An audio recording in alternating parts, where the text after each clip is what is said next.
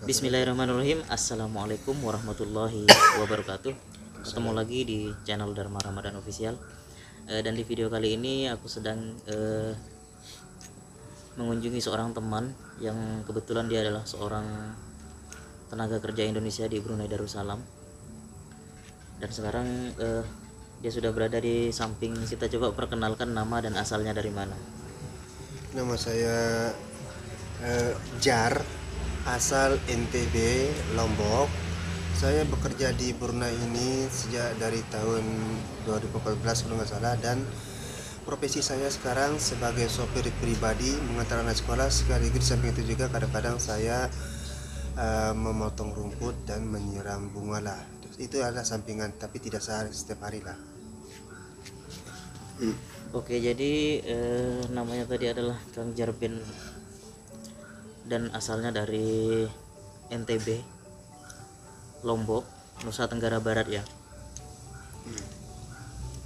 Nah, kita kali ini akan sedikit membahas mengenai gaji TKI di negara Brunei Darussalam di tahun 2022.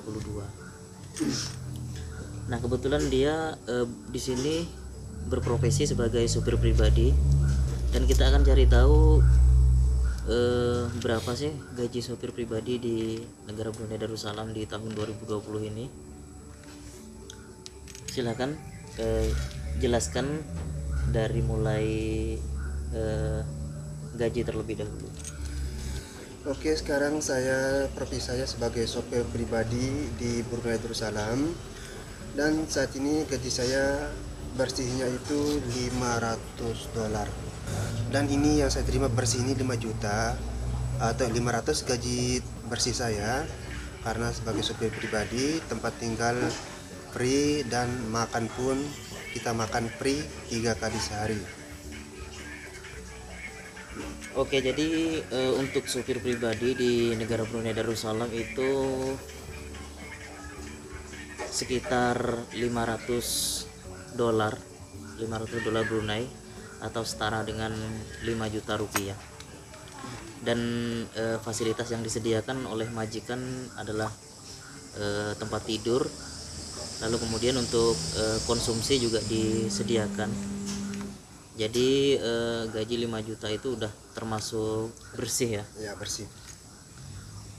Lalu kemudian yang kedua, dari jam berapa mulai waktu bekerja dan habis jam berapa selesai waktu bekerja?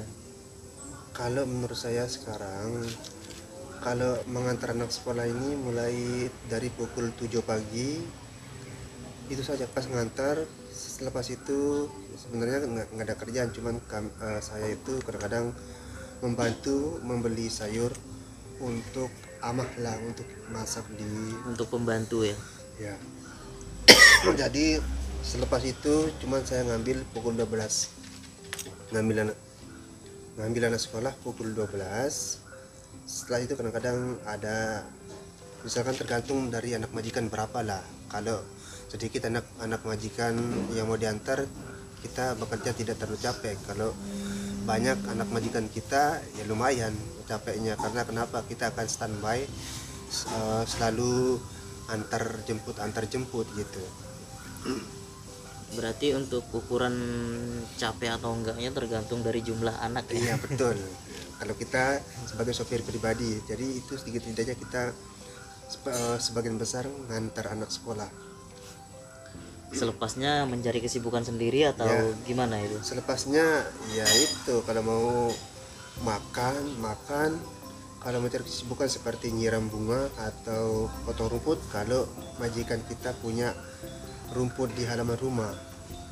Itu dah yang penting, pandai-pandai kita dah, mungkin apa yang ada di sekitar rumah tempat kita bekerja itu yang kita kerjakan, membersihkan, menyapu biar ternampak bersih lah.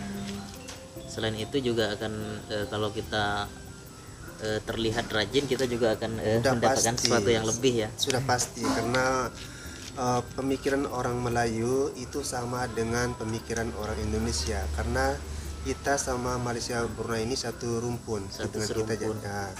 jadi hampir sama lah, cuman bedanya di sini tidak kayak di Indonesia yang super ramai. Di sini kita ada hal-hal aktivitas yang tidak bisa kita lakukan seperti di Indonesia, seperti ada joget-jogetan, seperti Dangdutan. minum-minuman keras, dangdut-dangdutan, itu di sini tidak diperbolehkan. Jadi terbatas masalah aktivitasnya.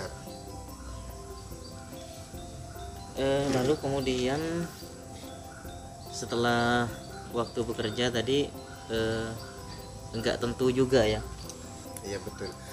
Kita di Brunei sebagai sopir pribadi ini, kita diberi libur itu 1 bulan sekali. Jadi selain 1 bulan sekali itu kita harus tetap di rumah, mengantisipasi hal-hal seperti menyuruh beli barang, mengantar anak-anaknya ke sana kemari, mungkin mengantar dia ke pergi bekerja kalau misalnya kata mobilnya rusak. Itu udah jadi istilahnya kita standby, tapi standby dalam artian nyantai, tetap di rumah gitu. Iya. Jadi sewaktu-waktu ada panggilan kita sudah siap ya. Betul. Jadi kalau untuk supir pribadi ini ya nggak terlalu ini ya, nggak terlalu sibuk kayak kita kerja di company ya. Ya betul. Kalau di company itu kita mengantar barang apa yang kita bawa. Karena di company itu juga setiap selain hari Minggu itu akan kerja. Tapi kalau company bagus, setiap hari Minggu libur. Ya kalau yang suka libur ya. Iya, Kalau yang suka liburan. Tapi kalau kita di perantauan suka liburan, nanti pengeluaran kita juga banyak ya. Iya betul. Beda kalau kita waktu liburan kita malah memilih untuk di rumah, itu mungkin agak mengurangi pengeluaran kita. Betul. Setelah kita tadi membahas mengenai jam kerja dan hari libur juga tadi 1 minggu, 1 bulan sekali. 1 kali ya. Nah, di mana-mana biasanya 1 bulan sekali. Iya, kalau untuk supir pribadi ataupun pembantu. Iya. Jadi di Brunei itu waktu liburnya hanya 1 bulan 1 kali.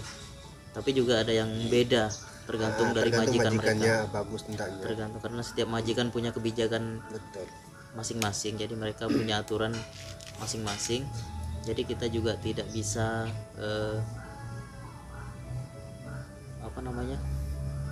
kita tidak bisa menuntut lah ya. Walaupun teman kita ada yang 1 minggu 1 kali libur, Iya, tidak bisa. terus kemudian kita libur dalam 1 bulan hanya 1 kali, juga kita tidak bisa menuntut karena setiap majikan punya kebijakan ataupun punya aturan masing-masing. Oke, mungkin yang namanya kita sebagai supir pribadi ini selain terima gaji bersih, makan bersih, tempat tinggal bersih, jadi kita beda dengan di Indonesia. Keinginan kita mau beli barang apa-apa itu, keinginan kita itu selalu ingin apa yang kita inginkan, ingin beli. Tapi di sini lain. Kalau kita di rantauan itu pemikiran kita sudah berbeda, tidak kayak di Indonesia. Jadi inginnya kalau sudah dapat makan, dapat tempat tinggal, itu gaji itu pasti di mana-mana teman-teman yang dapat gaji bersih itu akan peluang besar bisa dapat menabung lah. Jadi kenapa di rantauan ini kebanyakan teman-teman pasti akan memikirkan masa depan di rumah. Kadang-kadang ya ada teman-teman yang mau bikin rumah, mau membantu orang tua, mau membantu anak-anak untuk sekolah, biaya sekolah. Itu pasti akan muncul dalam benak kita masing-masing kalau kita sudah ada di rantauan. Apapun jenis pekerjaan itu pasti akan timbul pemikiran seperti itu. Oke, jadi untuk kerja di Brunei ini banyak sekali ya yang perlu kita pelajari. Jadi selain kita bekerja untuk mencari rezeki, untuk mencari ataupun untuk merubah nasib kita juga di Brunei itu perlu juga mengikuti peraturan yang ada di Brunei. Betul. Jadi jangan sampai kita melanggar.